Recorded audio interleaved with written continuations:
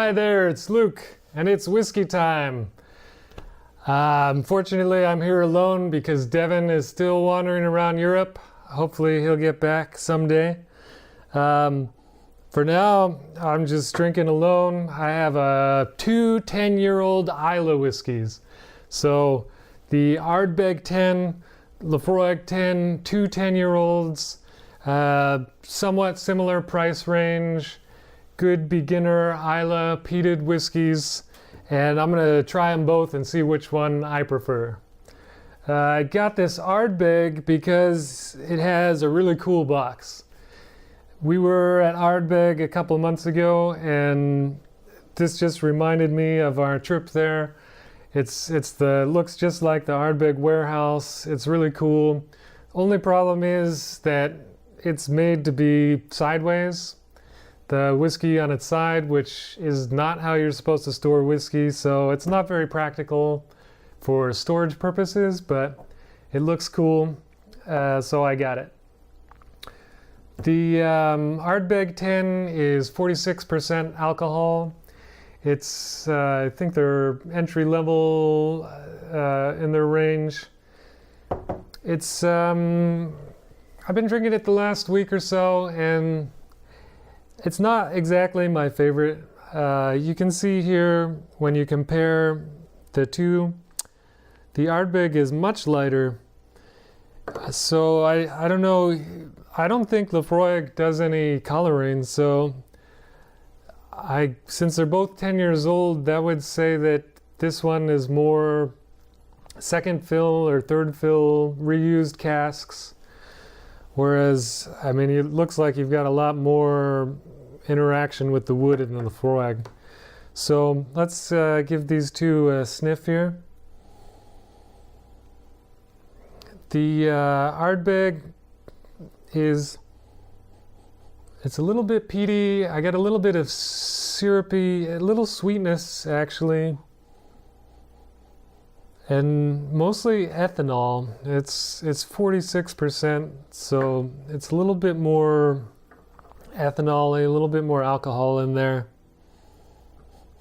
The Laphroaig, by comparison, this guy is 43% alcohol, and on the nose, it's much more, I get a lot more earthy, like a chocolate. It's a lot more substance on the nose, so it does seem like it has a little bit more there from the casks. I don't know why this Ardbeg is so light, and it has almost like a sickly sweet ethanol smell. This Ardbeg 10, it won in 2008 World Whiskey of the Year. It has a lot of awards and a lot of people like it, so let's give it a try.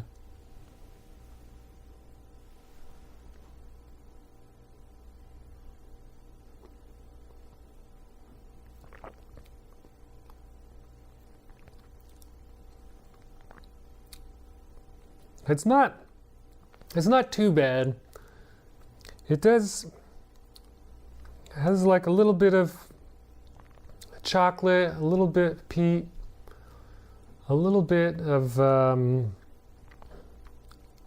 earthy tones, but not too, it kind of just dies away. There's not too much to it.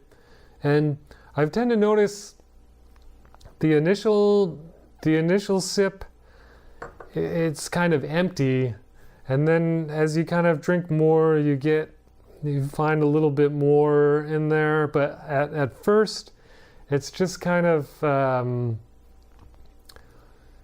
it grows as you drink it, but I find the initial taste somewhat lacking for me.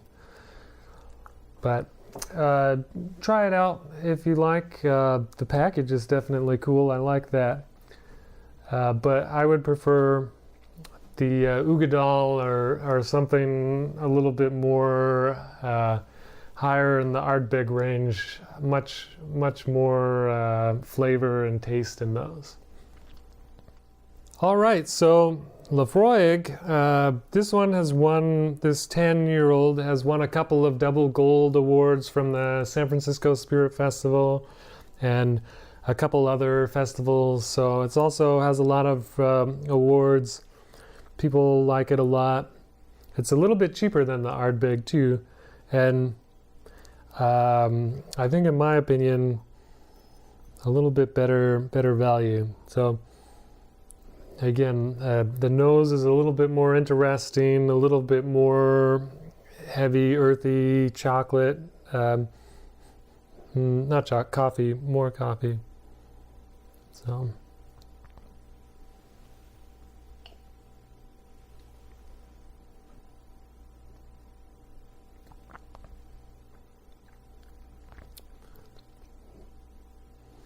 Yeah, for me, the Laphroaig is just much more robust. It has a good, it tastes a little bit more thick coffee, little spices, and it has a much more interesting finish. It kind of like, it kind of grows and then dies down gradually as this Ardbeg just kind of peters out. It's not too interesting for me. So for me, I'd definitely, out of these two, go for this Laphroaig 10.